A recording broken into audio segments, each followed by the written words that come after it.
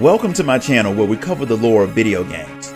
We cover all kinds from the mainstream to the indie, so I hope you enjoy your stay, and welcome to the Chronicler of Lore.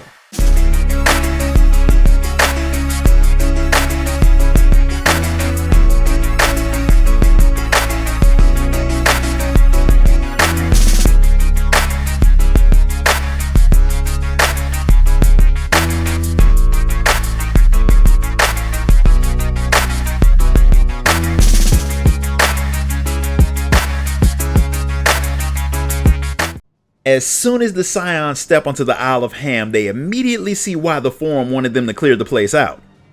While some of the animals are cute like the Coca-Cola bears, most of them are the man-eating type that you see pretty much all over Eorzea. The place has everything from giant wolves to a kraken, so naturally the Scions do what they do best, and that's make living stuff breed less. Once you've made things a lot more safe, Kokal flies in with his crew and load up the tanks with ether. And he's even nice enough to have them shipped to Garlemald for you, which is good since that saves you from having to carry the things. They take a while to fill up, which gives Zero time to talk to Thancred about something that she hadn't ever been able to do: trust people. She hadn't even been able to do that before the 13th became the Void. The Memoriates got corrupted by their power, and they'd turn on pretty much anyone, so trusting them was a pretty good way to die. Everyone on the 13th fought alone, and they lost the same way. She wouldn't even know how to trust anyone, but she does want to learn. Thancred doesn't think he can teach her how to do it, but he figures that if she keeps hanging out with you, she'll understand it eventually. Once everything's done, Thancred heads off to get back to whatever he's been working on, while you all get ready to work on your second objective, and that's getting access to the Tower of Babel, so you all head off to Garlemald to talk to Lucia. Once Varshan tells the woman what's going on, she lets you all know that it won't exactly be easy to activate the tower. The machinery itself is pretty hard to operate, but getting the people of Garlemald to let you use it is going to be kinda tricky. Most of the people who are still staying there are native Garleans, and they were never comfortable with people using ether for stuff. Not to mention the fact that the last time the tower was turned on, it caused quite a few bad things to happen, like the destruction of the entire nation. So if the thing suddenly turned back on, the people would freak out. Zero does point out that the alternative is waiting around for Golbez to invade with a planet full of void scent, which is a pretty good argument, but Maxima points out that most Garleans don't even understand the concept of magic or other worlds. It's not going to be easy to convince them of the gravity of the situation, especially since a lot of them would rather die than deal with magic. That's kinda stupid, so Lucia is willing to help you all convince the people, and the best way to get started with that is to talk to Alphinaud and Alizé. The Garleans trust them quite a bit, so they would be useful when it comes to getting people comfortable with the idea of activating the tower. While you track down the twins, Varshan wants Urianger to start making the tower run. The twins, like everyone else, are always glad to see you, and they agree with the fact that the Garleans won't really like the whole turning the Tower of Babel back on thing. Julius thinks it'll be a little worse than just not liking it. Quite a few of them might try to stick you with pointy objects if you mess with the thing. It's not like the Garleans and the Ilzabar contingent are the best of friends anyway. Their relationship is still pretty iffy, so anything can ruin what's being built. Alizé figures that the best thing you can all do is talk to the people to see exactly how they feel about it. Then you can try to make a deal that can benefit everyone.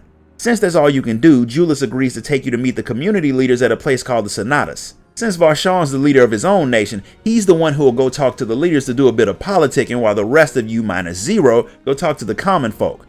Since Zero's a void scent, Varshan wants her to come with him to better help explain the threat. The twins head off to talk to some people in Tapper's Den while they leave Tertium to you. You didn't really need to talk to the people to find out that they'd rather you tear the tower down than use it, but some of them do remember the things you've done for them, so if you say it's necessary, they'd be behind you. Others are scared that if they go against the wishes of the Ilzabar contingent, the foreigners will cut off their food supply. The leaders of the Garleans Council, Naeus and Matthias, have been working on building a new government in Garlemald, and when Varshan mentioned the Tower of Babel, they decided they wouldn't say anything else until they talked to the representatives of the Ilzabar contingent. So Julius decided to bring them over to you. They came just to say that they're tired of foreigners being in their stuff, and they want you all gone. The old Garlemald did fall, but it got destroyed by a civil war, not Eorzeans. They are officially going to reclaim their land, and they want you all out of it. Considering their current economic situation, they know that's dumb, but if you start negotiating with some ridiculous demands, then you can at least get some of what you want. Varshan doesn't know all that much about the people of Garlemald and what they need to survive, but it doesn't take much to know that what they really want is their independence back.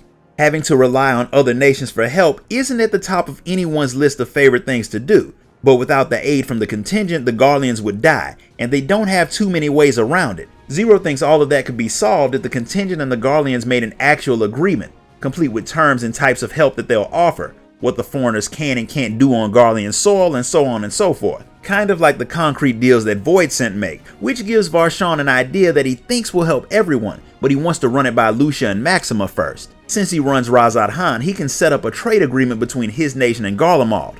If the Garleans have a means of supply outside of the Ilzabar contingent, they won't feel like their country is being taken over by foreigners. And they won't feel like a charity case if they have their own stuff.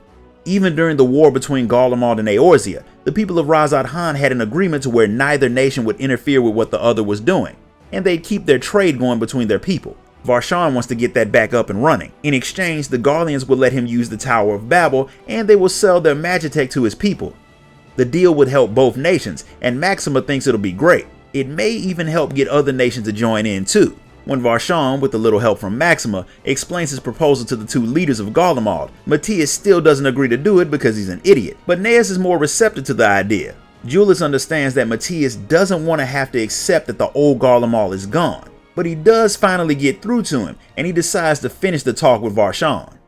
Zero's still watching all of this unfold, and she's starting to understand more and more about how people can start to trust in others. She also starts to understand why that's a foreign concept on her world. Getting people to trust you requires you to put yourself at risk by trusting them first, and where she's from, that's a good way to get eaten. During the Contra Memoria, people will judge based off of how useful they were. If you didn't get that concept, then you died pretty fast. Zero's mother had wanted to save her world, so after she died, Zero tried to carry on the woman's mission on her own. There was only one time during her quest where two men tried to help her. She met them in a village after they had saved the people from some corrupted Memoriates, and when they saw that she was fighting the same people they were, they figured it'd be a good idea if she joined them. They had left their kingdom, a place called Baron, and they were looking for a way to end the Contra Memoria. It was a goal that lined up with Zero's own, but there was no way she'd trust the men to watch her back after all of the stuff she'd seen. So she left, and she was surprised that they let her go. In hindsight, their offer might have been genuine, and if she had teamed up with them, then she wouldn't have been left nearly dead when she had got crowded by a group of people. But she'll never know, because while she was bleeding in the snow, the world ended and she was sucked into the rift. When she made it back to the 13th, it had become the Void. She regrets having faced the end of the world alone, but she can't change it. What she can do is not throw away the opportunity to work with her new friends to possibly save her own world. But first you'll need to get access to the Tower of Babel, so you head off to see how the talks are going, so you can finally get back to the Void and stop Golbez. And that's where we're going to stop for today. If you enjoyed this video, be sure to like, comment, share, and subscribe. Donate if you can, and I'll see you all next time.